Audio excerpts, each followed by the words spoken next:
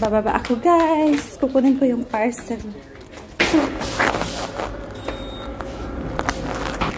Sample.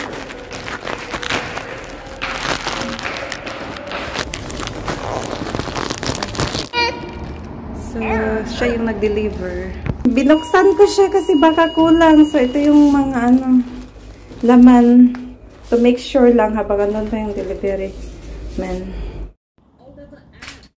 So, ayan. Sinugurado ko lang na 4 na items yung andito sa parcel. Kasi ang ano niya, ang liit. So, ito mga damit lang naman ng baby ko.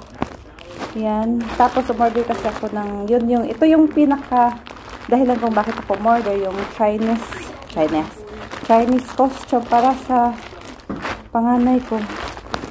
Ayan, iba pala yung tela niya. Ito, para sa baby ko yung tatlo.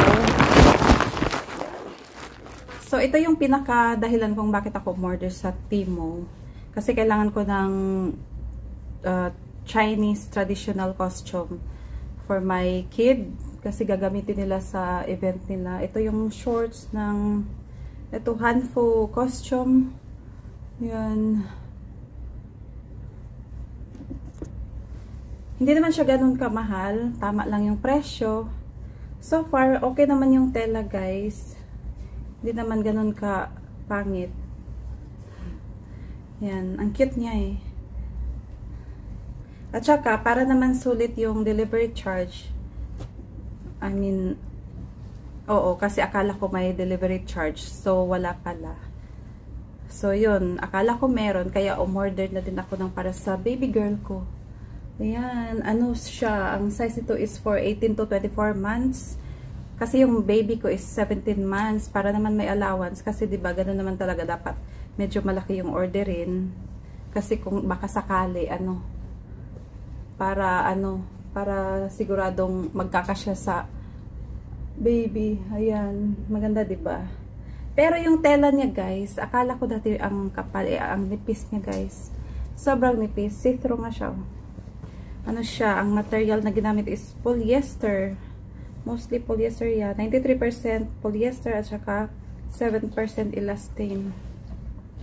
Tapos, ito pa. Actually, 3 piraso yung sa baby girl ko. Ito, for ano din to siya, 18 to 24 months. Yan, yung tela niya na ginamit is, sana meron, ito. Ganon din, 95% polyester at saka 5% spandex. Yan, kaya talaga siya, stretchable. Tapos, ito yung last na binili ko. Yan, pants for 18 to 24 months din.